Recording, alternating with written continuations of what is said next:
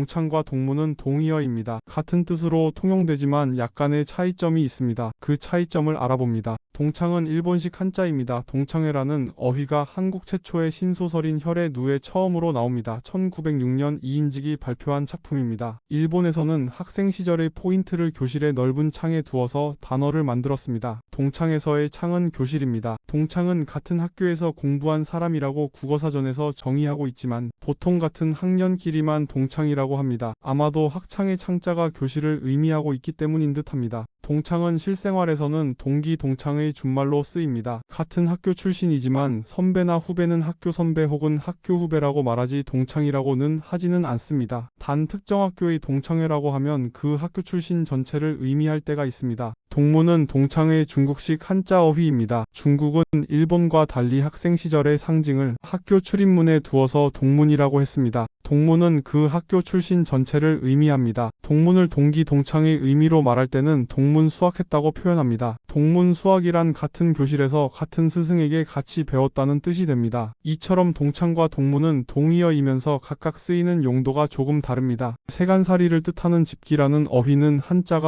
조금 특이합니다. 집기의 한자는 세간집 그릇 기자를 씁니다. 그런데 이 세간집은 10사람 10과 같은 한자입니다. 건축 현장에서 십장의 의미일 때는 십으로 읽고 세간살이의 의미일 때는 집으로 읽습니다. 기탄 없이 말하다라고 하면 그 의미는 누구나 압니다. 그러나 기탄이라는 어휘는 한자의 훈을 알아야 정확히 이해가 됩니다.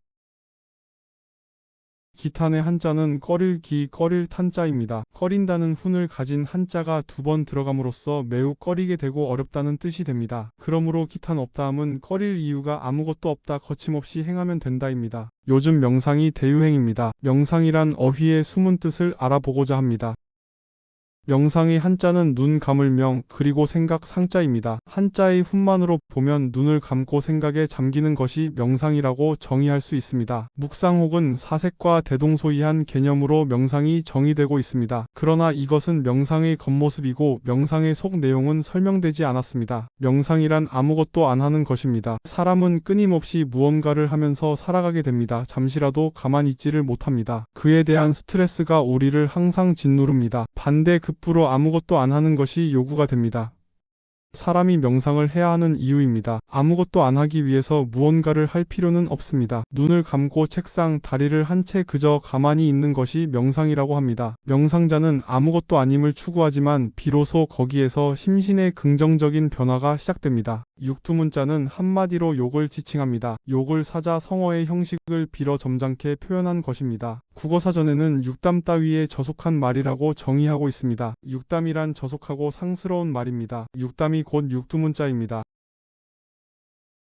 육두문자의 한자는 고기육 머리두 그럴문 글자 자입니다. 고기육은 육체관계를 의미합니다. 남녀간의 육체관계를 첫 글자로 해서 만들어진 문자가 육두문자이며 그것이 바로 상스러운 욕입니다. 상스러운 욕들은 다 남녀간의 육체관계를 전제로 하고 있습니다. 국민적 오락인 화투에서 생겨난 사자성어가 딱 하나 있습니다. 바로 낙장불입입니다.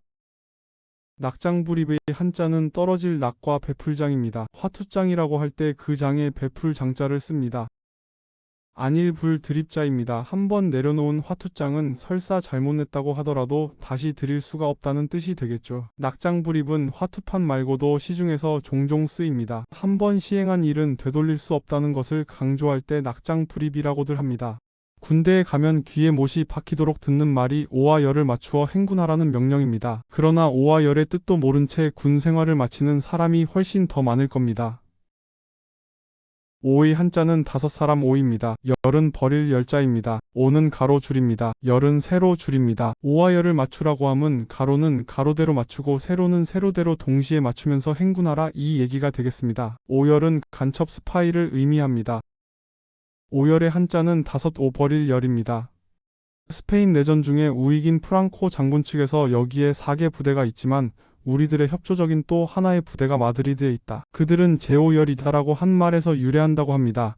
그 후 각국에서 적과 내통하는 자들의 명칭을 제오열이라고 부르기 시작했습니다. 우리나라에서도 북에 협조하는 주사파나 좌파 간첩을 뜻하는 말로 쓰이고 있습니다. 사자성어 전관예우의 의미는 단순합니다. 고위 전직 관리에게 비록 퇴직했지만 예의를 갖추어서 대우한다는 의미입니다. 이 낱말의 성격상 전관예우의 전통은 고대 사회부터 있었을 것이라고 충분히 예상이 됩니다. 이 전관예우라는 단순한 의미가 한국 사회에서는 아주 고약한 의미로 통용되고 있습니다.